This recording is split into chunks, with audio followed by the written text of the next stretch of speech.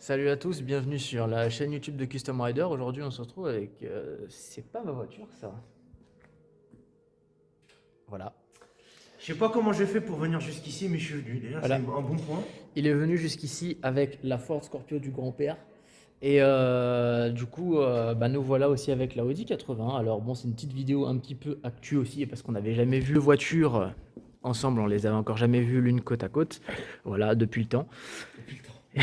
Et du coup, j'ai un petit peu aux actus, parce que c'est vrai qu'il n'y avait pas une news depuis un petit moment sur la Audi. Alors bon, du coup, pour le toit ouvrant, parce que c'était le sujet principal de la voiture, eh bien, il n'a pas été fait. Alors je ressors chez le carrossier et j'avais signé un devis il y a quelques semaines, justement pour le toit ouvrant, qui était censé me coûter quasiment 1800 euros. On était vraiment à pas grand-chose près des 1800 balles.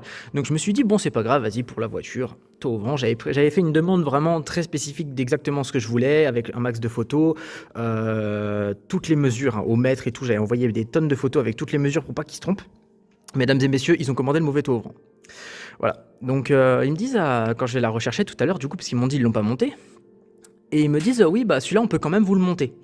Je dis ok, et donc ils me disent, le truc, c'est que c'est un toit ouvrant électrique, ce qui veut dire que ça demandera beaucoup plus de temps, beaucoup plus de main-d'œuvre, et ce sera forcément beaucoup plus cher. Et je leur ai dit, ouais, sauf que moi, dans mon mail, je vous ai précisé que je voulais un toit ouvrant manuel. Je veux conserver le toit ouvrant manuel de la voiture. Parce que oui, à l'époque, c'était du manuel.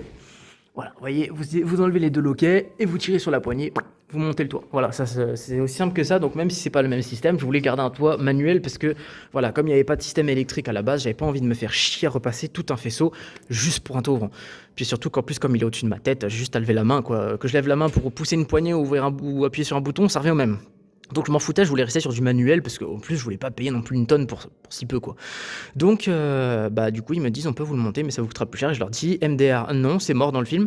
Donc, vous me renvoyez celui-là et puis vous me commandez le bon. Et puis, on se redonnera un autre rendez-vous, cette fois-ci avec le bon. Hein, puis on le posera sur la voiture. Cette fois-ci, je paierai le prix qui était convenu. Parce que moi, j'aurais dit, hein, parce qu'ils avaient déjà déposé le taux au vent de la voiture, hein, je leur ai dit, moi, je paie pas pour ça. Bah non, logique, parce que moi, là, je dois payer pour un service, le service n'est pas fait, vous êtes trompé, tant pis, c'est pas mon problème. Donc moi, voilà, ils m'ont remis le toit. Bon, ils l'ont mis, hein, c'est-à-dire que là, il est posé. Ils ont vraiment fait paf comme ça, ils l'ont même pas collé, il est posé, c'est-à-dire que là, il peut s'envoler sur la route. Donc c'est cool, ça fait trop plaisir. Et voilà, donc je dois encore attendre, je sais pas si j'aurai une date en novembre, sinon je sais pas quand ce sera fait. Du coup, en dehors de ça, vu que c'est certainement un des derniers points qu'il y a à faire, je voulais faire teinter les vitres et le mec m'a mis un plan carotte. Ouais, je sais, ma vie commence beaucoup à ressembler à une scène de Jackie et Michel au point où on en est. Je pense que tu peux confirmer. Au point où on en est. Je résume rapidement. J'appelle un mec qui fait des vitres teintées. Je lui dis bonjour, j'aimerais sur une Audi 80, B2, etc. Je précise tout, faire teinter les vitres arrière. Donc ça prend en compte cette vitre-là, la petite et le pare-brise arrière. Le mec me dit pas de souci, ça fera 200 euros et tout. Donc, il me donne rendez-vous tel jour, telle heure. J'arrive tel jour, telle heure dans la boutique. Il y a personne. Je me dis bon, c'est pas grave, ça peut arriver un peu de retard. Une demi-heure passe, puis une heure, puis deux. J'appelle et tout. Pas de réponse. Je suis rentré chez moi, hein. Le mec il m'a mis un de ses plans carottes, donc je me suis déplacé, j'ai perdu une journée entière pour au final ne pas me faire teinter les vitres. Voilà, bon sinon en dehors de ça, vu que la vidange de boîte avait été faite, les cardans ont été pour le coup bien faits, là on voit bien qu'ils sont tout neufs, hein. Là ça brille, hein. Ça brille, ça fait très très plaisir de voir des cardans tout neufs sur la voiture, je vous remontre brièvement. Si on voit pas grand chose quand même, hein. On voit bien que les cardans sont neufs. Oh, ça se voit quand même sur la vidéo, ça se voit que ça brille. Je les vois par au-dessus, surtout. Par contre, effectivement, là-bas, c'est encore un peu cracra parce que j'ai pas pris le temps de bien nettoyer. Donc, il y a encore l'ancienne graisse de cardan là-bas. Donc, bon. Le nettoyage, ça sera fait quand tu pourras enfin aller au Karcher. Quand je pourrai enfin aller au Karcher, je ferai un gros nettoyage parce que du coup, je n'ai toujours pas pu laver la voiture qui est toujours dégueulasse. Si tu suis le principe d'un ami, faut jamais laver sa voiture au Karcher, mais à la main, avec une microfibre, une champigneuse. Je suis toujours lavé au Karcher. C'est bien Karcher, ça enlève bien. Ouais, ça nettoie bien. J'ai même fait les. Alors, ouais, faut juste pas être bête.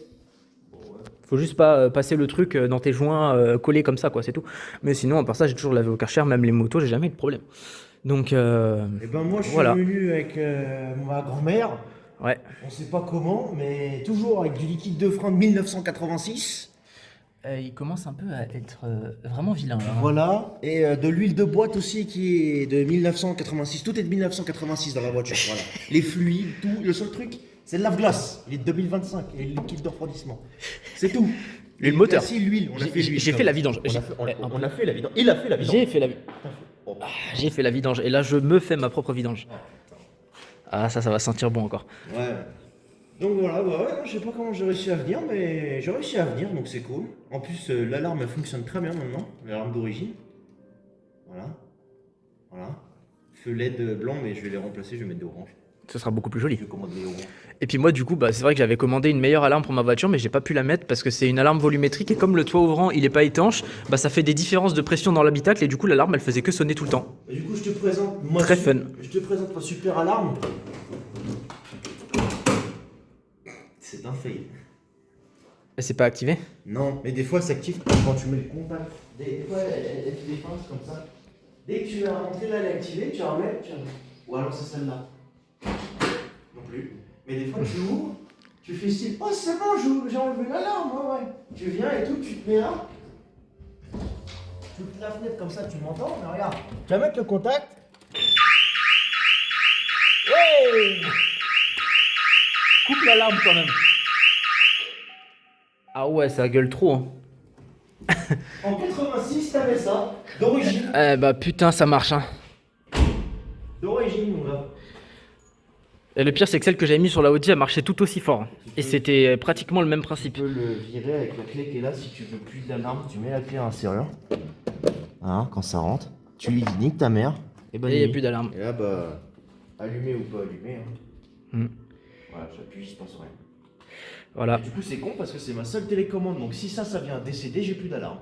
Auquel cas, c'est super. Si elle reste enclenchée, je suis obligé de débrancher le fil. ça va être drôle ça.